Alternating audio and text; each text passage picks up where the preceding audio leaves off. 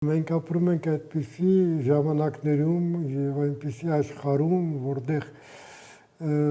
մեր ընտրություններին խառնվողների, ամենատեպս ցանկություն հայտնողների խառնվելու քանակը շատ մեծ է։ Ինչ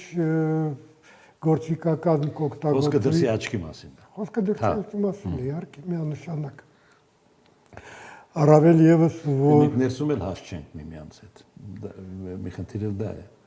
Երևի առաջին դեպքն է, երբ Հայաստանը գնում է ընտրությունների եկեղեցի իշխանություն հակադրության հակասության մեջ։ Դե ոչ միայն եկեղեցի իշխանություն, ես կարծում իրականում Ջերբաժանը անցնում է ուրիշ տեղ։ Ոչ թե եկեղեցի իշխանություն, ընդդիմություն իշխանություն,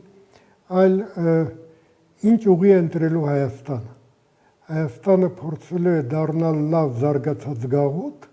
թե Հայաստանը փորձելու է դառնալ ինքնիշխան պետություն։ Սրանք տարբեր մոտեցումներ են։ Ես հաճախակի ասում եմ, որ ես նույնիսկ չեմ մեղադրում մարդկանց, որոնք մեր պետությունը տեսնում են գաղութի արժեքների մեջ